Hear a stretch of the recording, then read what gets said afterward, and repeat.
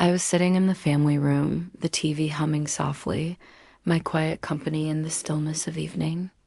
The screen light flickered against the framed photos on the wall, ghosts of better years when laughter filled this house.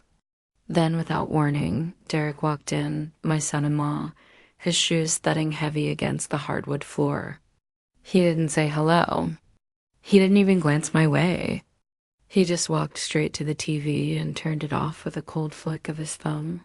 "Go to your room, old woman," he said flatly, his voice slicing through the silence like a razor.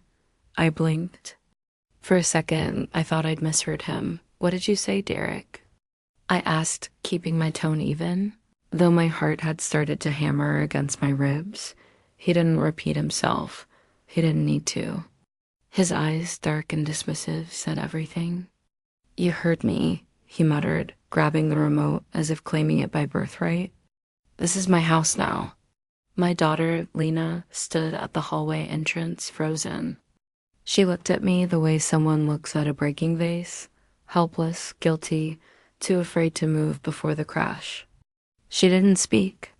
She never did when he was like this, the weight of that moment pressed down on my chest. The house, my house, suddenly felt smaller. My breath caught, but I didn't let him see me falter. I folded my hands neatly in my lap, letting silence stretch between us. I'd lived long enough to know that quiet could be sharper than words. After a long pause, I stood up. My chair creaked softly against the wood. "All right," I said calmly, "if that's what you want." He smirked, satisfied, like he'd won something invisible. I walked past him slowly, not once breaking my composure.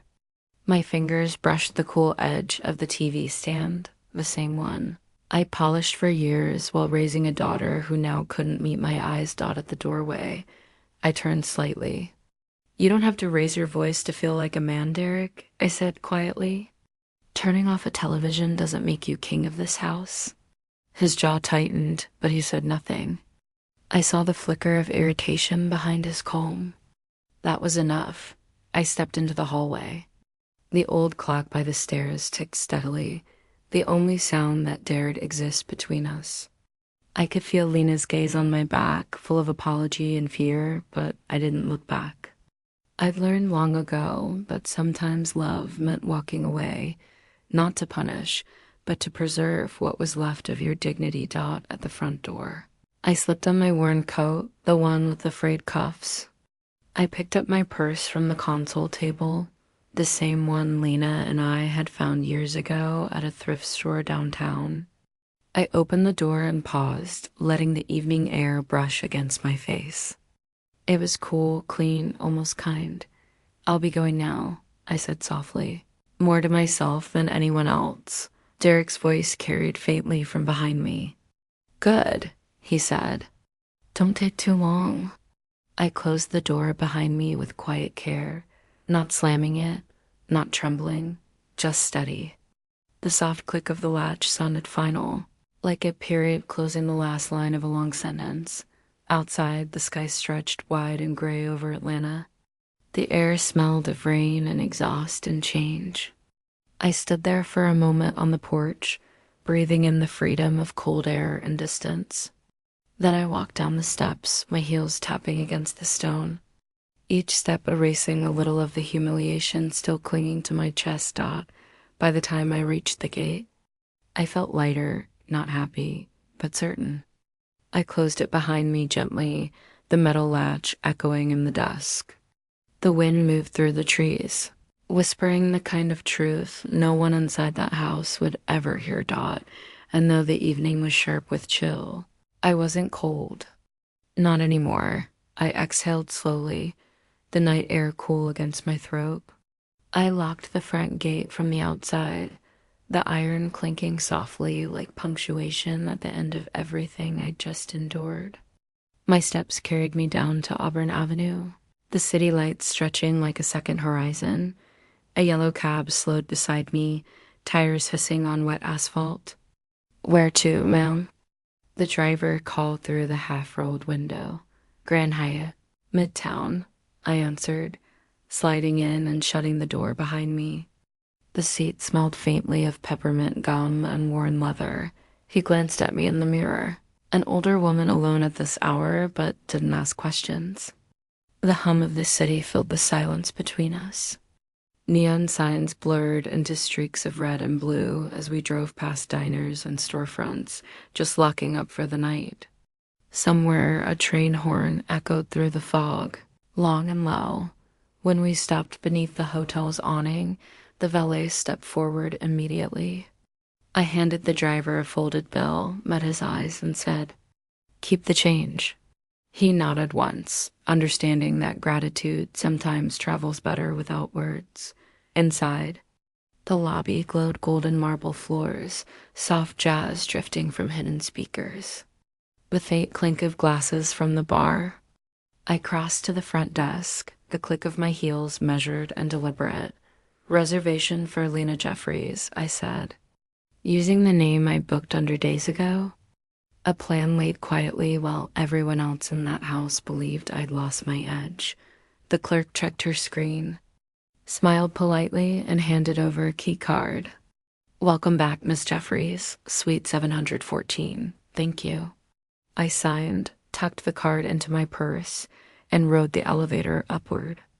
The mirrored walls reflected a woman I almost didn't recognize, chin high, eyes steady, shoulders no longer bent beneath the weight of other people's comfort. In the suite, the air smelled faintly of linen and citrus cleaner. I set my bag down on the dresser, unbuttoned my coat, and sat on the edge of the bed. The silence here wasn't heavy. It was honest. My phone buzzed once, an incoming call from Lena. I let it ring twice, then pressed decline. Another vibration followed, a text. "Mama, please come back."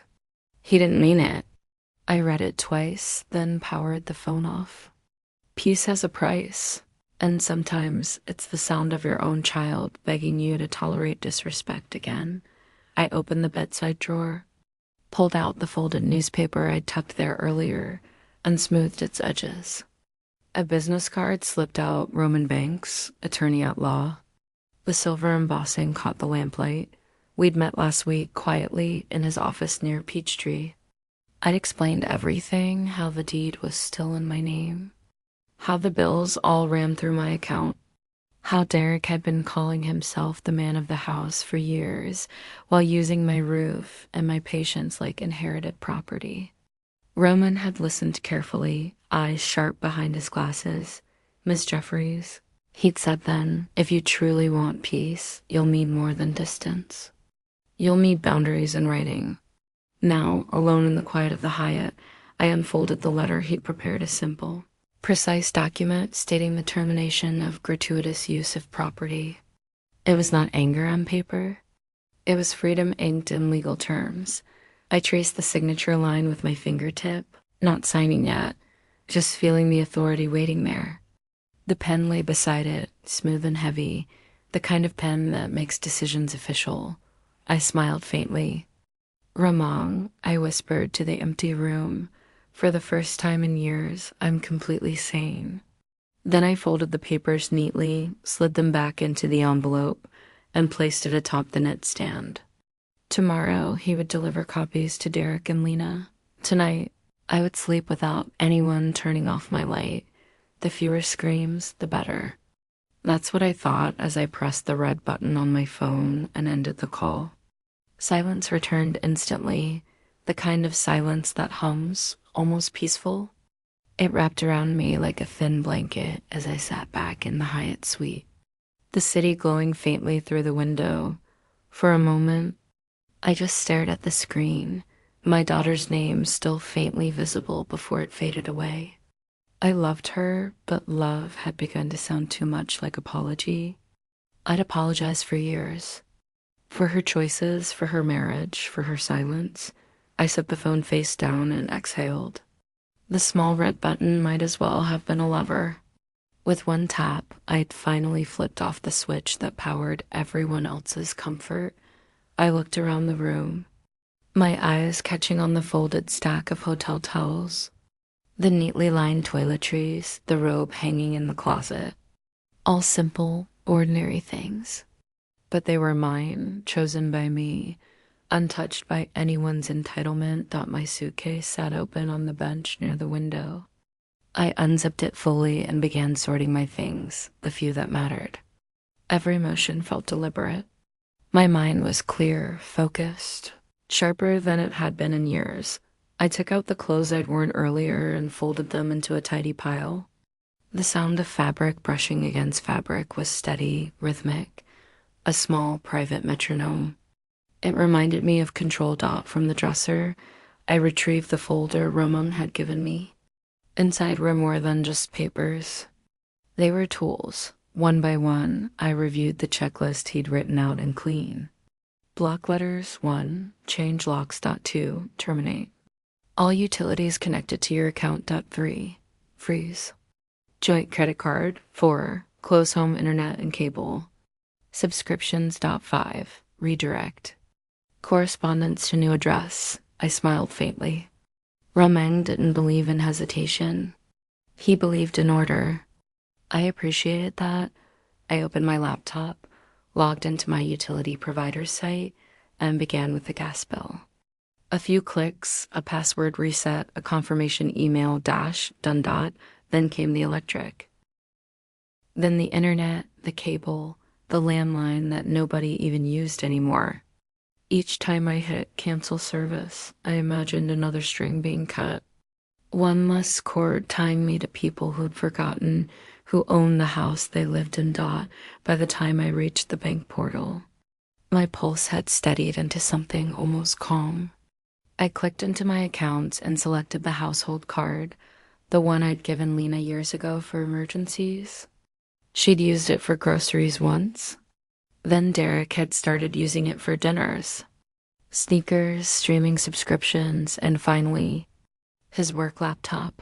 Let's see how you work now, I murmured under my breath. Hovering over the freeze card button, a single click. A confirmation. Your supplementary card has been temporarily suspended. Just like that. Years of silent resentment froze along with it. I closed the laptop and sat back.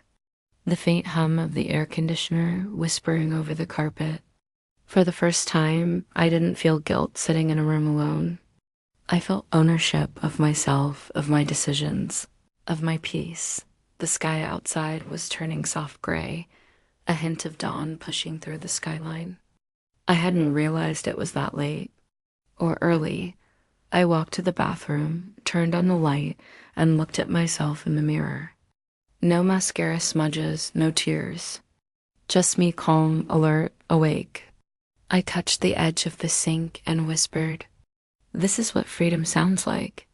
When I turned off the light, the soft tap-tap of my shoes on the tile echoed back as if the room itself was nodding in agreement. I packed the last of my folded clothes neatly into the suitcase, zipped it shut, and straightened the bedspread behind me. Tomorrow would bring paperwork, signatures, and conversations that couldn't be avoided. But tonight, it was just me and the sound of quiet victory. "Give these to the charity box," I said quietly to the housekeeper the next morning, sliding a small bag across the hotel room table. Inside were the clothes I'd packed in a hurry, old sweaters, a faded robe, pieces that still smelled like that house. "Let them serve someone else," I added, more to myself than to her. She nodded respectfully, eyes soft with understanding, and left without questions. People who've seen pain before know not to interrupt it while it's healing. I sat back on the chair by the window, watching the sunlight creep slowly across the carpet. Midtown looked different from up here, glass towers, glittering like fresh possibilities. On the desk lay another neat stack of papers, a checklist of what remained to be done. I ran my finger down the list, pausing at the next step. Notify household of utility suspension. Romong had insisted I keep everything professional, no emotion, no extra words, no open doors. Write it like a landlord, not a mother, he'd said. So I did. I drafted the email with steady fingers, effective immediately. The household's water, gas, internet. and table services have been disconnected from my personal accounts. Any future arrangements should be made directly under your names. Please adjust accordingly. I reread it once, twice, and pressed send. It was cleaner than revenge. Colder than forgiveness, just truth on a screen. My phone started buzzing almost immediately. Derek calling. I let it ring. He tried again. I set the phone face down. Minutes later, a text appeared. You're being petty. I have work meetings online today. What do you expect me to do? I typed back carefully. Work from a cafe or from your mother's house. The Wi-Fi there works fine. Another vibration. We have a baby here. And I had one too, I replied once. I pressed send and turned the phone off. The hotel air was quiet again. The hum of the city below rose faintly, buses groaning, horns blending with distant sirens. It sounded like life continuing, unaffected, unstoppable. I poured myself a cup of coffee and took a slow sip. The bitterness felt right on my tongue. It reminded me of strength, sharp, real, earned. My mind drifted back to the house, the one I'd built brick by brick, corner by corner, before either of them ever arrived. I remembered the laughter that once lived there, the smell of Sunday dinners, the hum of my sewing machine in the den. All of it replaced over time by Derek's voice echoing through the halls, giving orders like he'd signed the mortgage himself. Not anymore. I took another sip. You are not a life-sustaining necessity on my budget, I murmured softly, repeating what Ramon had told me. You're an expense I've decided to close. The words felt good. Heavy but good. I gathered the last of the documents, slid them into a leather folder, and placed it neatly beside my purse. Outside, the morning sunlight was beginning to glow with a hint of warmth. Atlanta was waking up, and so was I. I walked over to the window, opened the blinds fully, and let the light flood in. It touched everything, the desk, the walls, even the untouched bed, turning the sterile hotel room into something alive. Below. People hurried across crosswalks, coffee cups in hand, shoulders squared against the day. None of them knew me, none of them owed me anything, and that anonymity felt like power. I smiled faintly. Let him handle his own taps, his own bills, his own lights, I whispered. The woman he tried to dim just switched herself back on. Not anymore. Those two words repeated in my mind like a steady drumbeat as I gathered my papers and slid them into a brown leather portfolio. You are not a life-sustaining necessity on my budget, I whispered again, letting the truth settle into my bones. You're an expense that's been closed. I smoothed the edge of my blazer and caught my reflection in the hotel mirror. My eyes looked sharper than they had in years, the kind of sharp that comes not from anger, but from clarity. Ramen had called it armor. He said a woman like me didn't need to shout. She just needed to show up prepared. The suite was still, filled only with the quiet hum of the air vent. I glanced at the clock. 9:42 a.m. It was time. I opened the door, walked down the hall, and took the elevator to the lobby. Each floor ticked by with the slow inevitability of a countdown. My heels clicked lightly against the tile when the doors opened. Outside, a black sedan idled by the curb. Romain Banks stepped out, his gray suit pressed, his tie neat, his expression unreadable but confident. Morning, Miss Jeffries, he said with a small nod.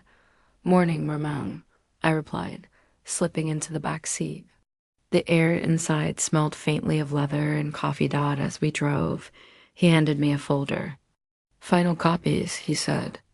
Your name's on every page. It's all airtight. They can fuss, they can cry, but they can't contest.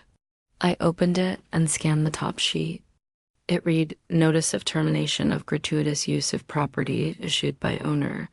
Lena Jeffries. It was simple, clean, and sharp. My life boiled down into 4 pages of pure legality. Roman continued, When we walk in, you'll stay quiet unless addressed. Let me handle Derek. If he gets emotional, let him. That's not your problem anymore? I nodded. I'm not worried about his emotions, I said calmly. I'm worried about my boundaries staying intact. He smiled slightly. Then we're on the same page.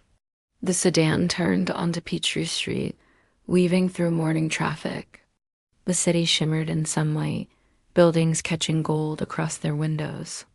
I thought about how many times I'd driven these same roads for groceries, school pickups, and doctor visits, all for people who now treated my house like theirs.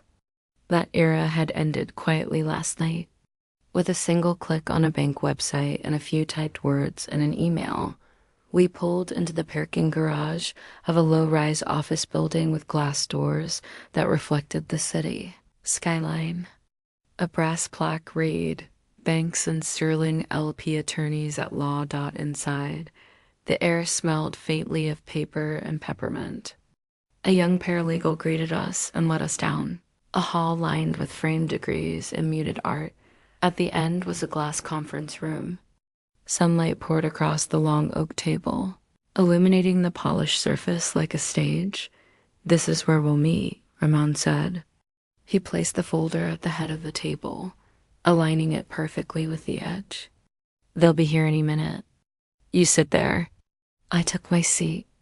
On the table, I placed 3 things: my driver's license, the property deed, and the signed termination notice. No jewelry, no purse, just facts that my armor today wasn't gold or makeup.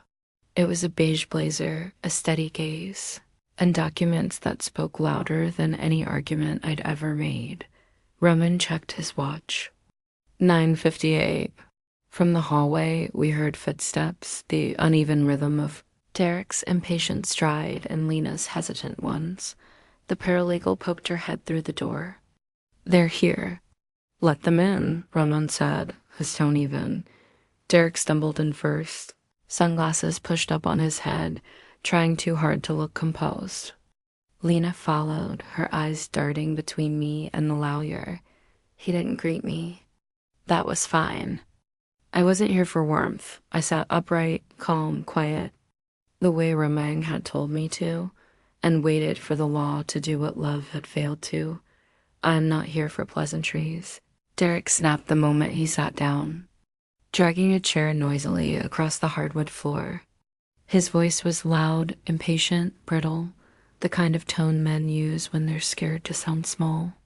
"Let's get this over with. We've lived there for 4 years. We have rights." Romang didn't flinch. He folded his hands neatly on the table and looked at Derek with the patience of a man who'd handled far worse. "Mr. Holt," he said evenly, "you've lived in a property owned solely by Ms. Jeffries. You've been doing so by her goodwill, not by any contractual lease or legal arrangement. That goodwill has now been formally withdrawn." Derek's mouth twitched. "Withdrawn?" He laughed sharply, a sound more like a scoff than amusement.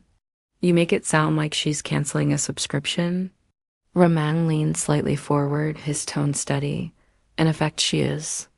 The words hung in the air like quiet thunder. Lena shifted in her seat, eyes glassy, fingers twisting in her lap. "Mama," she whispered, "please. Can we talk about this privately?" "You don't have to." "I already did talk, Lena," I said softly, meeting her gaze. "For years. I talked, I warned, I begged. Now I'm signing." Ramang slid the document across the table, the notice of termination of gratuitous use of property. He pointed to the line near the bottom. "As of this date, occupancy must cease within 30 calendar days. After that, legal recourse will proceed if voluntary vacation does not occur." Derek leaned back, spreading his arms dramatically. "You can't just kick us out. We've made that house ours. We fixed the kitchen, we painted the nursery, You used my money," I interrupted calmly. "My funds paid for that paint, that stove, that nursery. I watched every transaction." He opened his mouth again, but Ramon lifted a hand. "Mr. Holt, emotional claims won't stand in court. You've benefited from years of free living, covered utilities, and unrestricted use. Ms. Jeffries owes you nothing under Georgia law. The word nothing seemed to sting. Derek's nostrils flared. His voice rose. So this is what it is, a power trip. You just want to prove you can pull the plug on us? I turned my head, slowly, deliberately. No, I said. I'm not proving anything. I'm just reclaiming what's mine. You turned off my piece long before I turned off your Wi-Fi. Romain hid a smile behind his pen. The paralegal beside him typed quietly, her fingers clicking against the keyboard, documenting every word. Lena's voice cracked as she spoke. Mama, please think about Jaden. He needs his home. I looked at her gently. Then build him one, baby, not in mine. Silence followed, heavy, raw, unbreathing. Derek's jaw tightened. Lena's lip trembled. Roman slid the second copy of the notice toward them. You'll need to acknowledge receipt, he said. Derek didn't move. I'm not signing that, Roman shrugged lightly. Acknowledgement or not, the record shows it was delivered in person with witnesses present. It's binding either way. The clock on the wall ticked loudly. I could almost hear each second marking the end of an era. Finally, Derek pushed back his chair and stood. The scrape echoed through the room. This isn't over, he muttered. No, I said quietly. It's just beginning. He glared at me for a moment longer, then turned, storming out. The glass door shuttered behind him as it closed up. Lena lingered, tears threatening but held back. She whispered, Mama, he's just angry. He doesn't mean half of what he says. Then he should stop saying it, I replied, not unkindly. Romain rose to his feet, closing his folder. This concludes the meeting, he said smoothly. All further contact will be handled in writing. I stood too, gathering my documents. As I walked past Lena, I paused and placed a gentle hand on her shoulder. I love you, I said softly. That's why I'm finally teaching you this. Love doesn't mean letting people disrespect you. She didn't answer. Her silence was a wound, but it was cleaner than before Dot at the door. I turned briefly to Ramon. Thank you, I said. He nodded. You did everything right, Miss Jeffries. You held your ground. I gave him a faint smile. After all these years, Ramon, it's about time I remembered how to. Then I stepped out into the hallway, the hum of fluorescent lights buzzing faintly above me. Behind me, the door clicked shut, sealing away the noise, the blame, the begging. Passing Derek in the lobby, I stopped for half a heartbeat. He refused to meet my eyes. I leaned in slightly and said in a voice low enough for only him to hear, You can press the remote control of your own life as much as you like, but it doesn't work on my house anymore. He didn't respond. And that silence, for once, was mine to keep. When I stepped into the hallway, the light felt different, warmer somehow, gentler. The hum of the building's air system blended with the faint sound of traffic outside, a reminder that life kept moving even when chapters ended. I walked slowly toward the elevator, heels clicking steady against the floor. Behind me, I could hear faint murmurs, Derek's low growl of frustration, Lena's choked whisper trying to calm him down. I didn't turn around. The time for turning back had passed long before today. Inside the elevator, I pressed the button for the lobby and exhaled deeply. My reflection in the polished metal walls didn't look broken. It looked settled, like a woman who had just cleaned her own house from the inside out. When the doors opened, Romain was waiting near the exit, phone in hand. You did beautifully, he said. You didn't let him bait you. I smiled faintly. I've been trained by better men than him, I replied. He chuckled softly. I'll handle the filings and serve the certified copies by mail. You don't have to lift another finger. Thank you, Ramon. He nodded respectfully. You earned this peace, Miss Jeffries. Now go live it. Outside, the Atlanta sun was sharp but kind. I tilted my face toward it for a moment before walking toward the parked sedan. Each step felt light, almost soundless. When I got back to the Hyatt, I didn't pour champagne or order dessert. I just took off my shoes, sat on the edge of the bed, and listened to the air conditioning hum softly against the carpet. Celebration didn't need clinking glasses or loud laughter. Sometimes peace itself was the toast dot. I took out a notepad and wrote at the top. Day 30, final move out. Roman had been clear. After 30 days, the legal grace period would expire and the locks could be changed. No anger, no threats. Just order. Underneath that heading, I began making lists, practical ones. Change locks, schedule deep cleaning for the house, contact realtor for property evaluation, move personal belongings into storage, send Lena the forwarding address, nothing more. Each task I wrote made the air around me feel a little cleaner. Order was freedom in motion. After a while, I went to the window and looked down at the city below. The streets glimmered under sunlight, cars crawling like patient lines of thought. People hurried across sidewalks, coffee cups in hand, faces turned toward their own destinations. For years, I had woken up thinking about who needed me. Now I was learning to wake up thinking about myself. It was disorienting, but beautiful. I touched my reflection in the glass, the faint outline of a woman no longer waiting for someone else to decide when peace could start. Later that afternoon, I walked to a nearby boutique and bought a new dress, not expensive, just soft and well-fitted. The kind of dress that said, "I'm still here." Then I had my hair washed and straightened at a small salon where no one knew my name. The stylist hummed along to Anita Baker, playing low from the speakers. For once, I didn't fill the silence with talk. I just let the sound of running water and the scent of coconut oil fill the room. When I got back to the hotel, the sunlight was dipping low, turning everything gold. I stood before the mirror one more time. The woman staring back at me looked peaceful, not younger, not transformed, but fully present. Her silver strands caught the light, glinting like threads of strength rather than age. For years, I had looked in mirrors searching for approval. Now, I was just looking at proof. I smiled softly. "You did it," I whispered Dot outside. The sky deepened to a dusky gray, streaked with lavender. The city lights flickered on, one by one, like small affirmations Dot in the mirror. The same face stared back, wiser, freer, unafraid. The gaze wasn't waiting for someone else's decision anymore.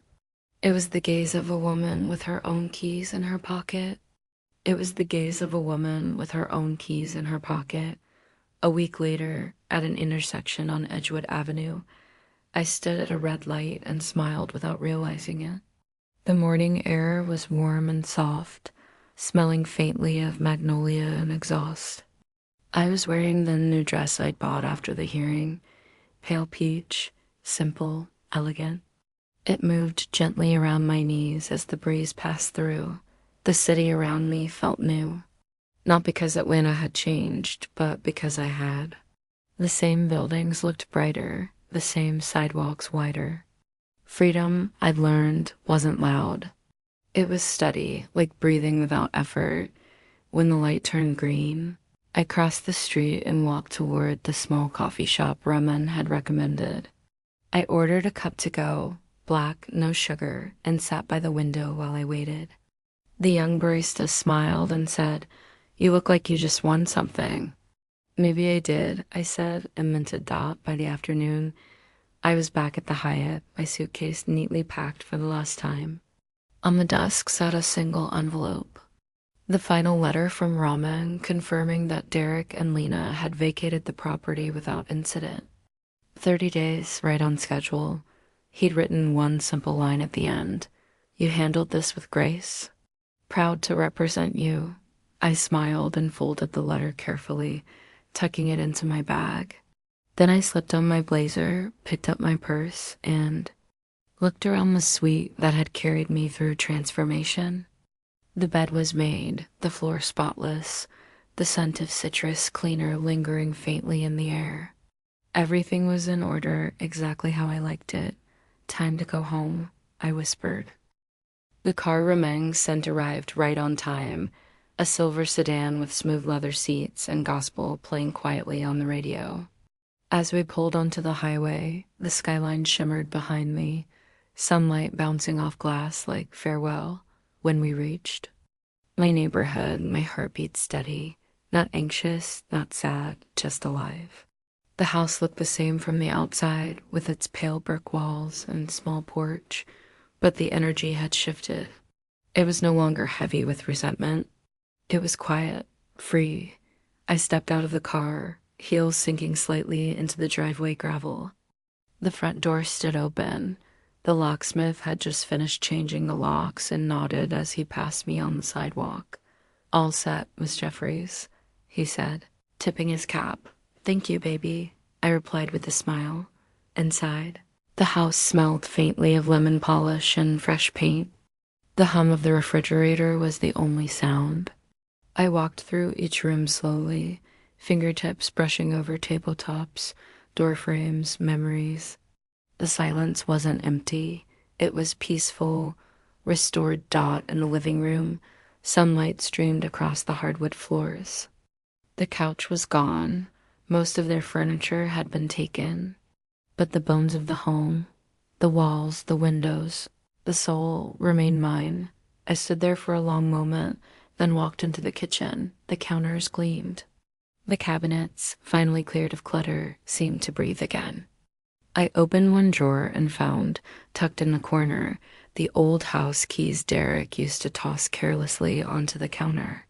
I picked them up, turned them over in my hand, and then dropped them gently into the trash bin. The act wasn't bitter.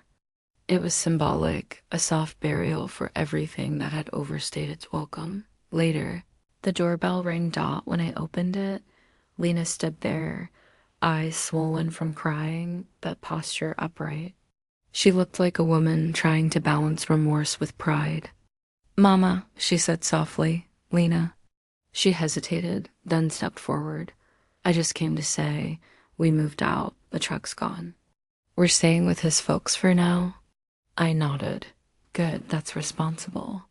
She bit her lip, then managed a faint smile. "You look nice," she said, glancing at my dress. "Thank you," I replied. "I bought it for myself." We stood there for a moment, neither of us rushing to fill the silence. The porch light above us buzzed faintly, catching in her hair. "Can I come in for a second?" she asked. I opened the door wider. "Of course." She stepped inside, her eyes scanning the familiar walls. "It feels different," she murmured. "It is," I said. "It's at peace now." We sat in the living room, side by side, but careful with our words. She told me about Jaden starting daycare, about Derek saying he'd figure things out. I listened quietly, nodding when needed. When she stood to leave, she paused at the door. "I know you had to do what you did," she said, "and I get it now." I smiled gently. That's all I needed to hear. We hugged, brief but real. The kind of hug that says we're still family, even if we have to love each other from different houses. On the porch, she adjusted the strap of her purse, wiped at her eyes, and whispered, "I'll call you Mama."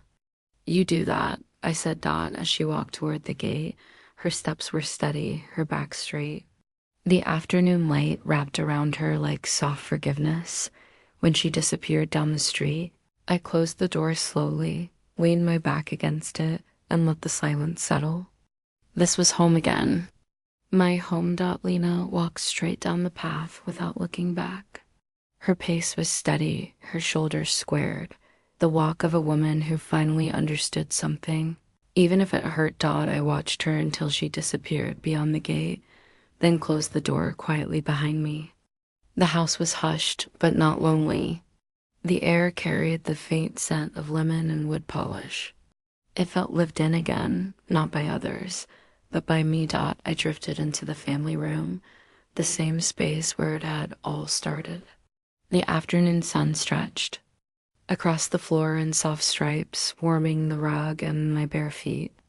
I sank into the armchair, the one spot in the house that had always felt like mine, and let the silence breathe.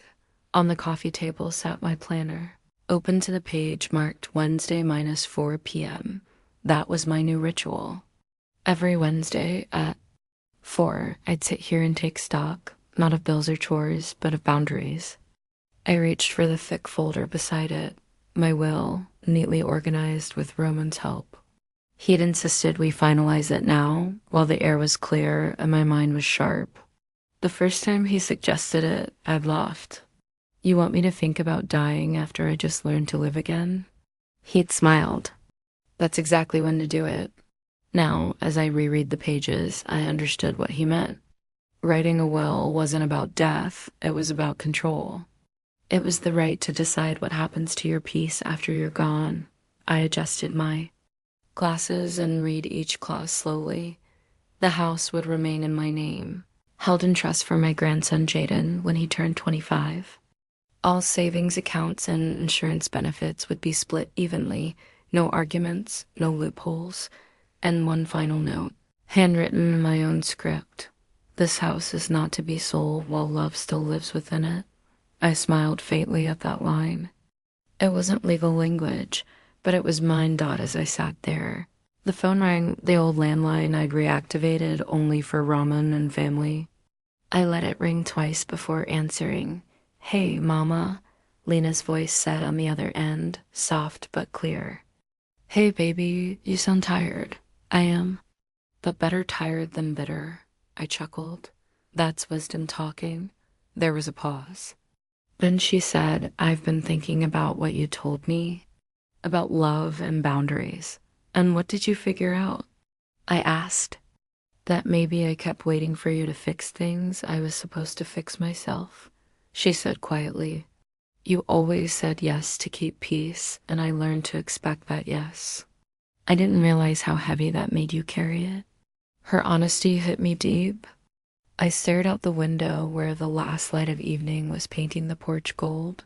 You know what, baby? I said softly. I miss your no. She laughed a little through her breath. My no? Yes, I said.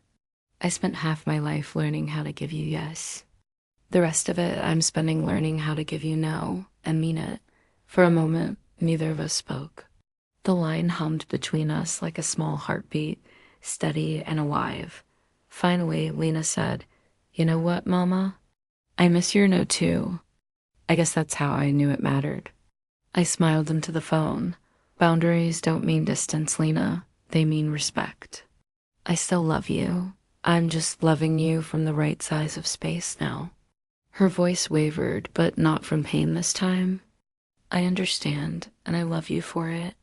We stayed on the line for another few minutes, talking about small things, Jaden's new words, her plans to apply for a new job, the little garden she wanted to plant at her in-laws' place. The conversation wasn't heavy. It was gentle, careful, new. When we finally hung up, I sat back, smiling. The house was quiet again, but it no longer echoed. It resonated. I glanced at the will once more, then closed the folder. On the cover, I wrote in bold letters, protected peace. The clock on the mantel chimed 4:30. The ritual was complete.